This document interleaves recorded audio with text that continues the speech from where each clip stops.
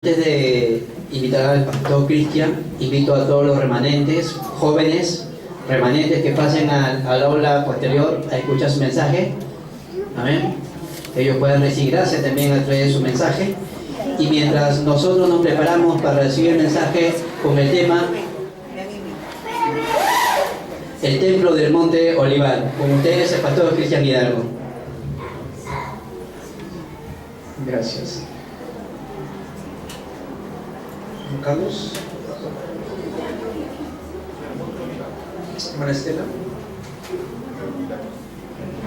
Sí, adelante, bueno, sí, adelante, sí, toma asiento. Casa su devocional. Hermano Víctor, su devocional de los remanentes. Gracias. Tengo más devocionales de los remanentes que los de los adultos. Amén. Amén. Amén. Gracias. Nuestros remanentes siempre marcando una diferencia. Amén. Gloria a Dios por eso. Vamos a entrar en nuestro segundo mensaje. Siguiendo la corriente de la palabra, el título de hoy es El Templo del Monte Olivar. Hace unas semanas pudimos hablar acerca del templo del Monte Calvario y esta vez nos toca hablar acerca del templo del Monte Olivar. Y hemos leído Hechos 1:14, donde dice que todos estos perseveraban unánimes, dice, en oración y ruego con las mujeres y con María, la madre de Jesús, y con sus hermanos, ¿no? Entonces, entendiendo lo que Dios nos quiere decir, en el primer culto hemos hablado acerca de lo que sucedió, el movimiento de Dotán y los 5 discípulos. ¿Quiénes fueron esos 5 discípulos? Fue Elías, Eliseo, Abdías, la viuda de Sarepta y la mujer sunamita de la región de Sunam. Entonces, todo esto nos dice que Dios puede hacer grandes obras mediante sus hijos y sus hijas que se aferran a la palabra de Dios. Aquellos que creen en la palabra de Dios, aquellos que se aferran a la palabra de Dios, Dios va a levantar obras mediante nosotros. La pregunta es, vamos a ver la introducción, ¿a quién Dios es que le dará sus bendiciones? ¿Sobre quién es que Dios derramará sus bendiciones? Para empezar, Dios siempre va a utilizar a aquellas personas que conocen que nuestra batalla es una batalla espiritual. Fue así con Elías, fue así con Eliseo, fue así con Abdías, fue así con la viuda de Sarepta, fue así con la mujer sunamita. Las personas que conocen que hay una batalla espiritual que tenemos que hacer, las personas que conocen que hay una batalla espiritual en este mundo, Dios absolutamente los va a poder usar. Dios siempre va a usar a aquellas personas que conocen que tenemos que hacer una batalla espiritual. ¿Qué es esta batalla espiritual? Obviamente que no es una batalla, la Biblia nos dice que no es una lucha con sangre ni carne, sino contra principados y potestades, los lugares celestiales, es decir, es una lucha espiritual. Entonces, cuando entendemos que hay un mundo espiritual, que hay una batalla espiritual que tenemos que luchar, Dios nos va a usar. Pero si obviamos o si ignoramos el hecho de que hay un mundo espiritual, si ignoramos el hecho de que hay una batalla espiritual que tenemos que hacer, Dios no va a poder derramar sus bendiciones sobre nosotros. Dios no va a poder usarnos porque no sabemos que hay una batalla espiritual. Satanás no puede vencer a aquellos que saben hacer la batalla espiritual, porque Satanás le teme a aquellas personas que conocen que hay una batalla espiritual. Las personas que no conocen que hay una batalla espiritual simplemente están dormidos, están distraídos con otras cosas del mundo, están desviados por otras cosas, más centrados en ellos mismos, en las cosas materiales y en el éxito incorrecto que el mundo ofrece.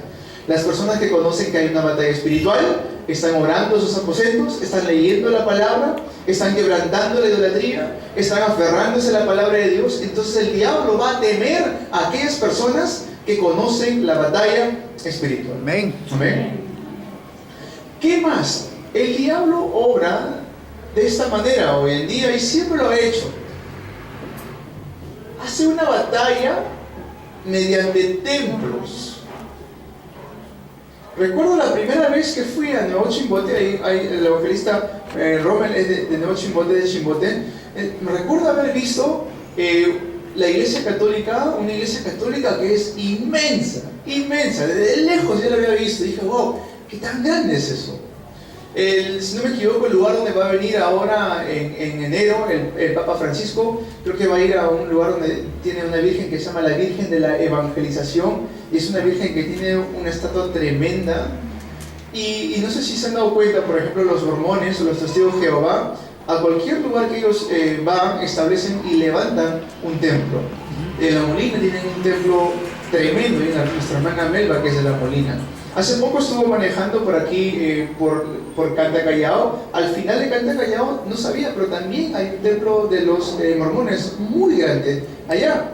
Recuerdo cuando íbamos a la región de Pichacute, donde es nuestra hermana Lini, en una región donde es difícil poder llegar a ciertos lugares, allí también hay un templo de los mormones o de los testigos de Jehová.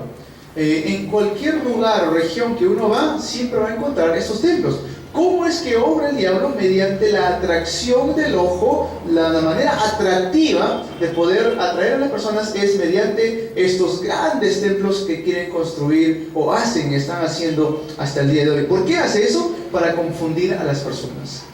Para poder decir, esta iglesia sí tiene dinero, esta iglesia sí tiene, entre comillas, la unción de Dios, esta iglesia tiene respuestas. Es por eso que han levantado un templo tan tremendo, sin importar que en esos templos hacen idolatría, sin importar que en esos templos están haciendo todas las cosas que van en contra de la palabra de Dios. Por eso es que tenemos que entender que esto es una batalla espiritual y el diablo está usando los templos para poder confundir a las personas, y el mundo hoy en día está en una batalla de posesiones, es decir, una batalla material, en otras palabras. ¿Cuánto yo poseo? ¿Cuánto dinero tiene mi país? ¿Cuánto dinero tiene la ciudad? ¿Qué tantas posesiones puedo conquistar? De época tras época tras época se han levantado naciones queriendo poseer a otras naciones. La era de la colonización, la era, ¿no?, donde empezaron a poder colonizar diferentes lugares. Se levanta Europa, se levanta Francia, se levanta Inglaterra, se levanta España, se levanta Alemania, se levanta Japón, se levanta Estados Unidos, empezando a querer conquistar y conquistar y conquistar, y todo esto va en una batalla material. Si este país tiene más petróleo, entonces van a querer conquistar ese petróleo o ese país. Si ese país tiene más recursos naturales, van a querer conquistar a esos países con más recursos naturales. Y el diablo está moviendo hoy en día a las personas separadas de Dios para poder hacer estas batallas, esta guerra de posesiones. Por eso Europa está como está el día de hoy. Por eso está sucediendo lo que vemos con el terrorismo. El terrorismo es una consecuencia. Este grupo ISIS es una consecuencia de todos los países que han querido dominar y afligir al pueblo o a las naciones musulmanas. Hay consecuencias de todo esto. Entonces el diablo está no solamente engañando a las personas, sino también está matando a las personas para que ellos puedan hacer una lucha material en vez de darse cuenta que la batalla realmente es espiritual. En este tiempo tenemos que sujetarnos al pacto por el cual podemos recibir nosotros nuestras respuestas. Un ejemplo, si un padre tiene 10 hijos y tiene que dejar un legado de su empresa, ¿no?, ¿a quién creen ustedes que este padre va a dejar encargado todas sus posesiones? ¿Al más irresponsable, al que se va de fiestas, al que no tiene ningún estudio? No, va a dejar al hijo que está más preparado, al hijo que tiene la responsabilidad, la preparación y el corazón para poder manejar correctamente los negocios. Obviamente, porque si no, si le deja al hijo que es irresponsable, ¿qué va a suceder? Va a perderlo todo. De la misma manera, nosotros como hijos e hijas de Dios, tenemos que aprender a ver las cosas espiritualmente para que Dios se pueda empezar a abrir nuestros ojos espirituales y podamos darnos cuenta que en este mundo no es una batalla física que tenemos que hacer, este mundo es una batalla espiritual que tenemos que hacer. Dios va a usar a aquellas personas que conocen que tenemos que hacer una batalla espiritual. Lo hizo con Elías, con Eliseo, lo hizo con Abdías, el mayordomo del rey Acab, lo hizo con la viuda de Sarepta que ayudó a Elías, y lo hizo con la mujer sunamita que construyó un aposento para Eliseo. Entonces, ¿a quién Dios derramará sus bendiciones? A aquellos que saben hacer la batalla espiritual sujetándose al pacto. Lo repito, ¿a quién Dios va a usar? A aquellos que saben hacer la batalla espiritual, a aquellos que saben sujetarse al pacto. Por eso que tenemos que levantar el templo del monte Olivar. Desde ya ir orando por esto. Si Dios va a responder a nosotros, a nuestra iglesia, para poder tener un templo, que sea un templo que le agrada al corazón de Dios. Amén. Desde ya podemos decir, pero no tenemos la economía para comprar un templo. No hay los medios para poder comprar un terreno. No importa. Desde ya lo más importante es comenzar en oración y en palabra. Amén. Desde ya ir comenzando con esto.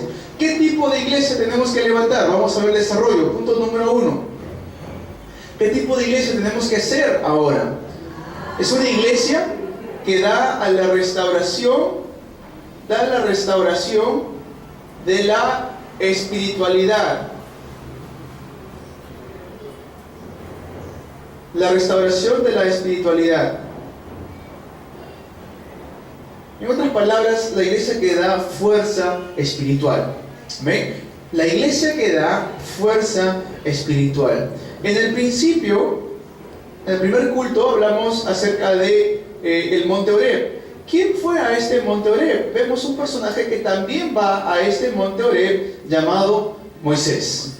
¿Cuántos están viendo el famoso de la novela Moisés y los 10 mandamientos? ¿Sí? Ahí, pues, los que están viendo, vemos que Moisés fue utilizado por Dios para ir a este monte Horeb. En el monte Horeb también es donde huye Elías cuando quiere él o deseaba él morir. ¿Y qué hace Dios ahí? Restaura la fuerza espiritual. Tanto lo fue para Moisés, también lo fue para Elías. Y cómo no, también para nosotros que somos hijos e hijas de Dios, que Dios va a restaurar nuestra fuerza espiritual. Por eso tenemos que ser la iglesia que no solamente predica el evangelio, sino también la iglesia que hace la restauración del poder espiritual. Hechos 1:8. Pero recibiréis poder cuando haya venido sobre vosotros el Espíritu Santo, y me seréis testigos en Jerusalén, en toda Judea, en Samaria y hasta lo último de la tierra. La iglesia que restaura el poder espiritual. Por eso, hermanos y hermanas, no tenemos que preocuparnos mucho o afanarnos, en otras palabras, por las cosas materiales. 2 Corintios 7:10 dice lo siguiente: porque la tristeza que es según Dios produce arrepentimiento para salvación, de que no hay que arrepentirse, pero la tristeza del mundo produce muerte.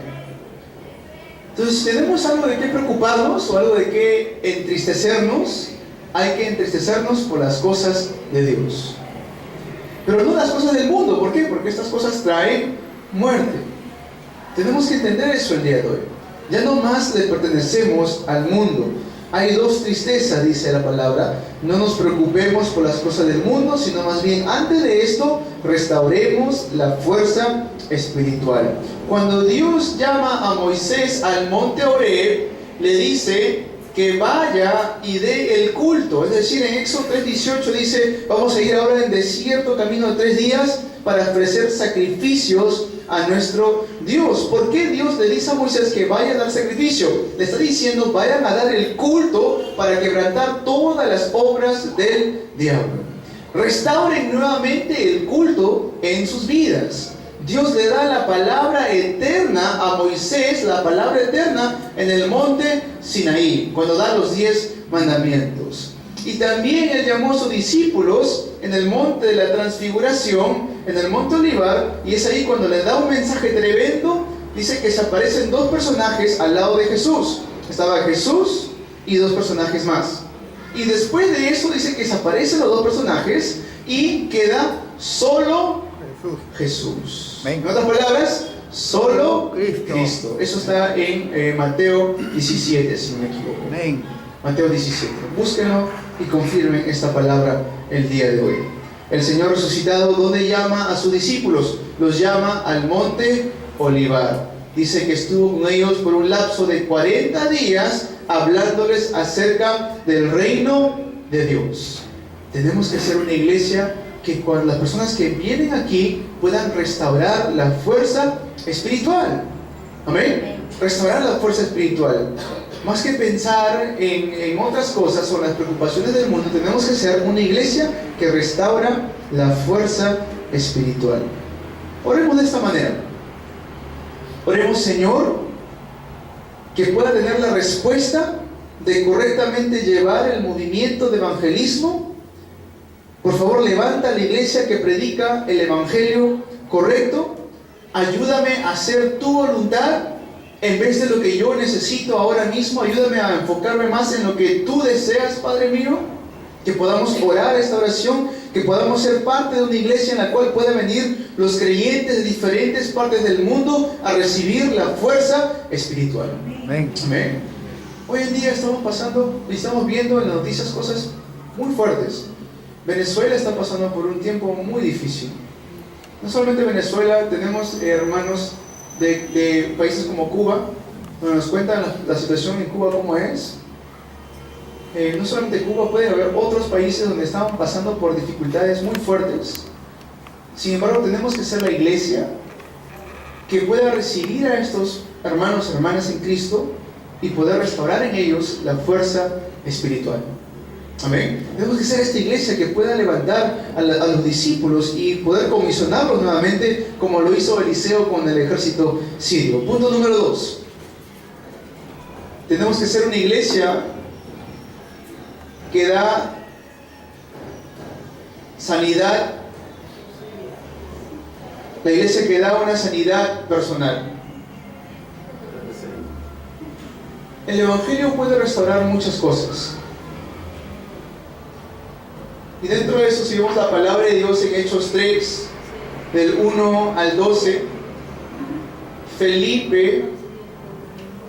Pedro estaba predicando ahí la palabra y se encuentra con el cojo de nacimiento. Y ahí le dice, oro ni plata tengo, pero lo que tengo te doy, en el nombre de Jesús de Nazaret, levántate y anda. El evangelio puede restaurar el lado espiritual, el lado mental y el lado físico. Amén.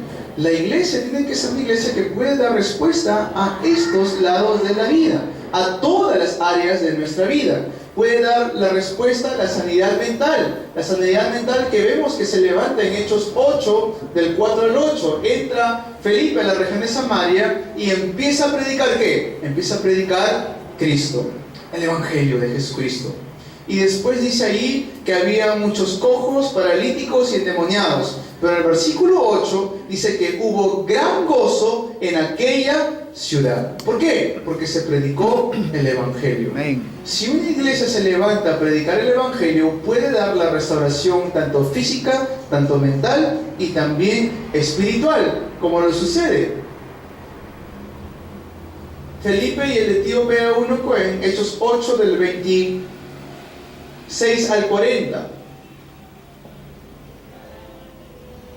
Este etíope estaba leyendo alguna parte del libro de Isaías y es allí cuando el Espíritu Santo le guía a Felipe a acercarse a este oficial de la reina Candace, dice, ¿no? O es la reina de las etíopes. Dice, estoy leyendo esto, pero no entiendo lo que dice. Está hablando acerca de alguien aquí, pero no sé de quién. Y Felipe, ¿qué le predica? Le dice, está hablando acerca de Jesús el Cristo. Estaba leyendo un texto ahí acerca de Isaías. Cuando entiende esto, el etíope eunuco, él agarra y quiere recibir a Cristo en su vida y dice, es más, ¿qué impide que yo sea bautizado? Ahora, por favor, bautízame allí en ese poco de agua que hay, ¿no? Y dice que van al agua y él recibe el bautizo. Cambia su vida y es ahí cuando vemos lo que es la restauración de su estado espiritual. El Evangelio puede dar sanidad física, sanidad mental y sanidad espiritual. Tenemos que ver el ámbito en el cual nosotros como iglesia podemos dar a aquellos no creyentes que están sufriendo en el campo. Que no nos vean como personas que simplemente se reúnen todas las semanas a escuchar a alguien. No estamos escuchando aquí a alguien, estamos escuchando a Dios Todopoderoso mediante su palabra. Entonces, si somos la iglesia que se aferra a la palabra de Dios, entonces vamos a poder levantar tanto la sanidad física, la sanidad mental y la sanidad espiritual en la vida de las personas. Amén. Que podamos ser testigos de esto. Que no simplemente sea que digamos, me contaron, me dijeron, o así parece, yo creo que... ¿Será que se levanta? ¿Será que puede recibir? No sé, hermano, de repente, a ver, vamos a intentar. ¿No? Sino que realmente seamos testigos. Amén. Sí se puede levantar la sanidad física, mental y espiritual en el nombre poderoso de Jesucristo. Amén. Yo soy un testigo de esto. Yo soy un testigo de esto. Yo sé porque Dios ha restaurado mi vida. Antes yo estaba en destrucción, en muerte. Dios me ha dado vida. Ahora ya ha restaurado mi vida. Antes yo estaba en aflicción y en opresión por el diablo. Dios ha restaurado mi vida, me ha puesto de las tinieblas a su luz admirable.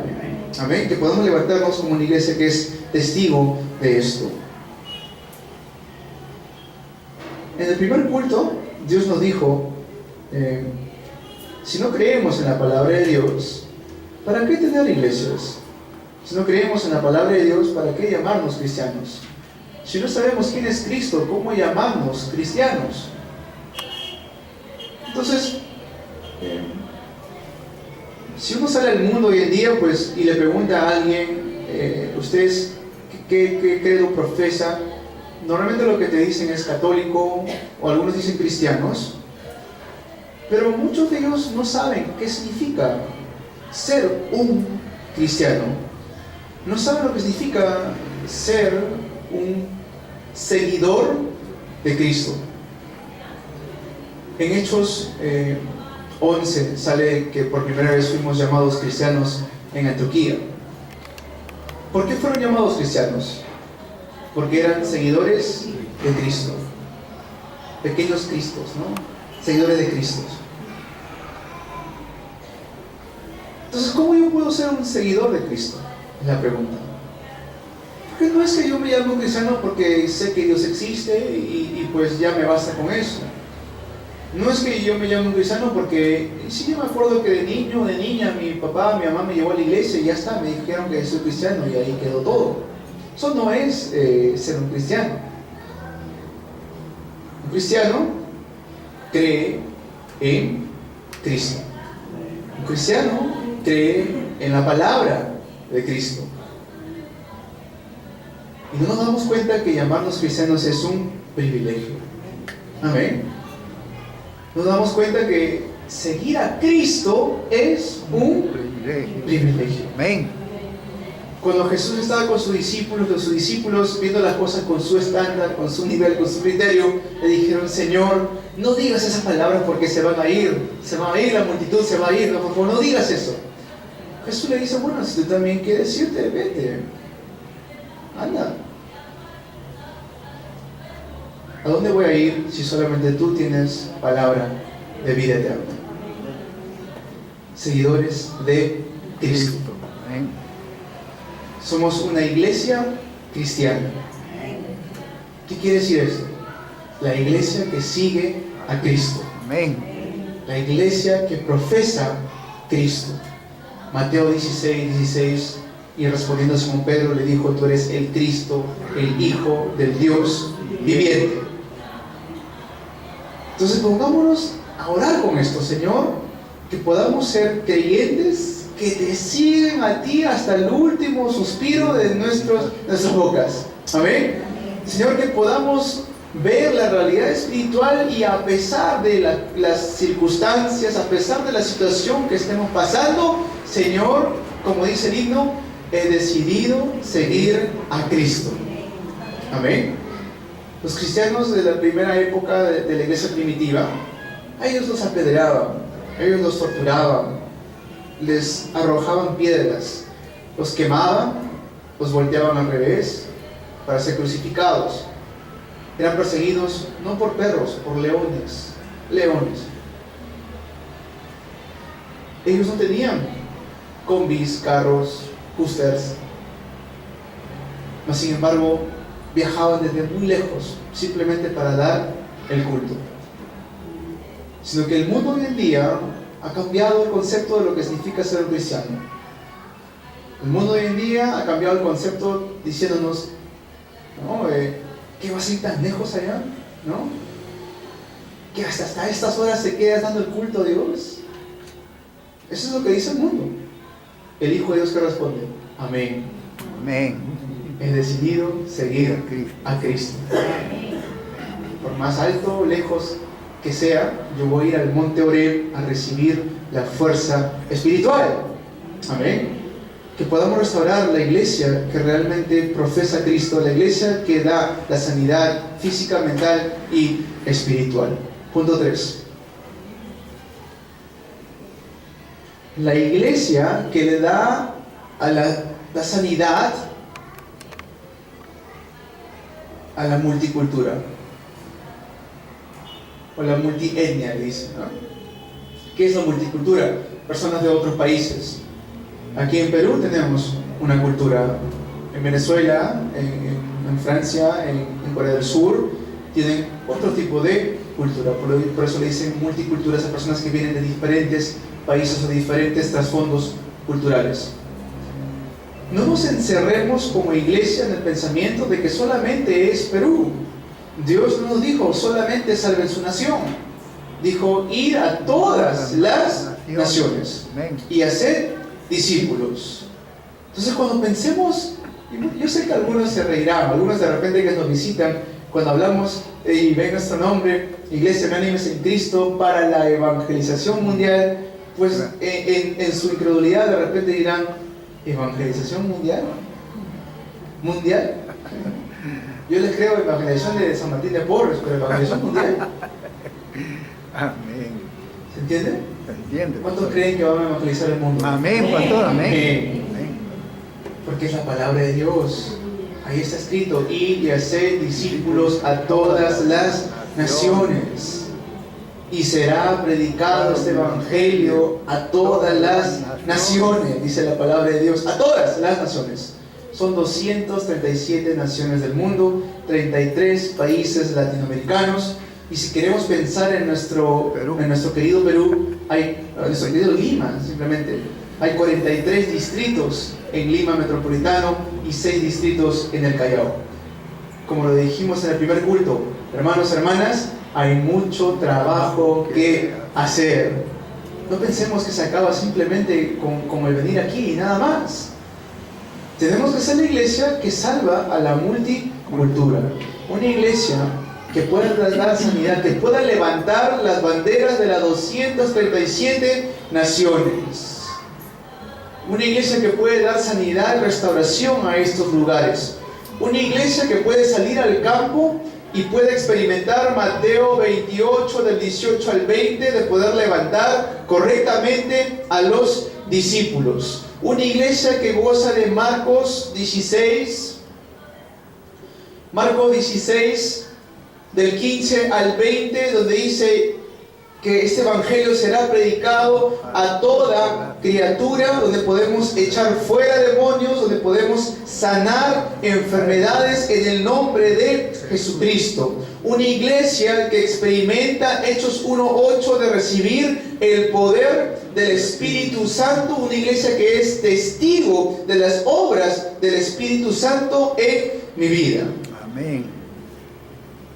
No termina con Lima, y a veces siempre le bromeo, que podamos hacer tanto impacto que hasta cambian Avenida Dominicos, Avenida Unánimes en Cristo. Amén. Amén. Hasta ese punto que podamos hacer este impacto. No sé si algunos tienen sus aplicaciones en su celular. Hay una aplicación que se llama mapas de Google, ¿sí? En esa aplicación, si uno pone Iglesia Cristiana Unánimes en Cristo, le sale. Amén. Ya está escrito ya. Amén. Gloria al Señor. Sí. Verifíquenlo si que tienen eso. Busque busque Policlínico Peruano Italiano y vayan acercando poco a poco y ahí va a salir Iglesia Cristiana Unánimes en Cristo. Amén. Está ahí. Gloria a Dios. Es un pequeño avance, ¿ven? Hasta que se ha cambiado la avenida Dominicos a avenida Unánimes en Cristo. Gloria a Dios. Tenemos que ser esa iglesia que impacta al mundo. Amén. No una iglesia que es influenciada por el mundo, una iglesia que da influencia al mundo. Amén. ¿Cómo lo hacemos? Encontrando a los discípulos, saliendo a todas las naciones mediante el poder del Espíritu Santo. No mediante mi fuerza, mediante el poder del Espíritu Santo. Amén. Conclusión. En la iglesia hace unos meses atrás, el mes pasado, hemos comenzado a dar un título a las ofrendas que estamos dando. Semanalmente, como creyentes, siempre dábamos ofrendas, pero nunca, o quizás antes, no poníamos un título a estas ofrendas, simplemente lo dábamos, ¿no? Amén. Mas, sin embargo, ya a partir del mes pasado, es que hemos puesto ya con un propósito diferente las ofrendas que hemos estado dando. Por los hermanos que nos visitan por primera vez, la iglesia acostumbra a ofrendar cada semana. Entonces, una semana dábamos una ofrenda de agradecimiento, ¿no? La otra semana dábamos una ofrenda para los remanentes. Otra semana dábamos ofrenda para la construcción de la iglesia. La otra semana dábamos ofrendas para las misiones. Amén. Entonces ya empieza a dar respuestas eso en nuestras vidas. Amén. Porque hay que reconocerlo. El simplemente hecho cuando ofrendamos de sacar un dinero y ponerlo ahí, pues no tenía un propósito de oración. Sin embargo, ahora estamos orando porque cada cosa que damos, sea nuestras ofrendas con dinero, sea nuestro esfuerzo, cuando venimos acá, de repente algunos hermanos que devocionamos para limpiar o para poder cocinar, lo hacemos con oración. Amén. Amén. Y todo es siempre para la gloria de Dios. Amén. Entonces, cuando entendemos esto, Dios nos va a dar la respuesta de poder levantar nuestro primer templo. Amén. ¿Cuántos dicen amén a esto? Gloria a Amén. Dios. Dios lo puede hacer. Dios empieza a levantar su primer templo, no solamente el primer templo, sino empieza a levantar el segundo templo. Amén. Amén. ¿Por qué segundo templo? Porque hacemos el movimiento de la palabra. No solamente eso, Dios empieza a dar la respuesta hasta poder levantar el tercer templo. ¿Qué es el tercer templo? Salir a todas las naciones. Si lo vemos hoy en día y lo que estamos siguiendo la corriente de la palabra, el primer movimiento de remanentes, el segundo movimiento de remanentes, el tercer movimiento de remanentes. Amén. Quebrantemos solamente ver las cosas materiales o físicas. Veamos que seamos una iglesia que no solamente es edificio o la parte de infraestructura, sino que una iglesia que hace el movimiento de la palabra. ¿Por qué movimiento? Porque no se detiene, está en constante acción, un movimiento de la palabra y al punto de poder salvar a todas las naciones. Amén. Cuando dice, pero recibiréis poder y me seréis testigos, tenemos que aferrarnos a esto. Todos los miembros unánimes tenemos que sujetarnos al pacto de Dios, a lo que Dios más desea. Amén. Hay que sujetarnos a lo que Dios más desea.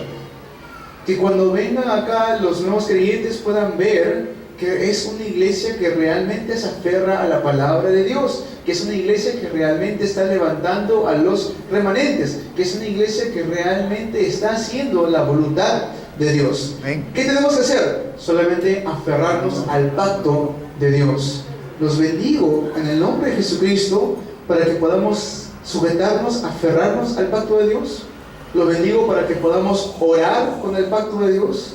Amén. Y los bendigo para que podamos salvar a los que están muriendo afuera en el campo. Amén. Amén.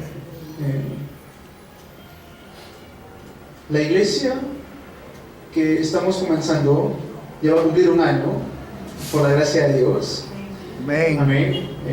Que podamos ser aquellos que cambian una cultura entera. Amén. Y de esto voy a hablar un poco en el siguiente mensaje, en el mensaje empresarial. Les invito a que se queden, acerca de la cultura. Cómo hacer un cambio y verlo bíblicamente. Por ejemplo, una iglesia que hace oración de madrugada. Amén. Una iglesia que es una casa, como es una casa de oración, donde las personas pueden decir: ¿a dónde voy a ir yo a orar? A la iglesia unánimes en Cristo. Amén. ¿A dónde voy a ir a dar el culto? A la iglesia unánimes en Cristo. Amén. Amén. Donde podamos realmente entender de que Cristo nos ha salvado con un propósito, para ser aquellos que restauran la iglesia, el templo del monte Olivar. Voy a leer Hechos 1:14 nuevamente para entender otra vez el mensaje. Dice: y todos estos perseveraban unánimes en oración y ruego, con las mujeres y con María, la madre de Jesús, y con sus hermanos. Que podamos permanecer en oración, en ruego, todos unánimes. Amén. Vamos a orar. Padre bueno,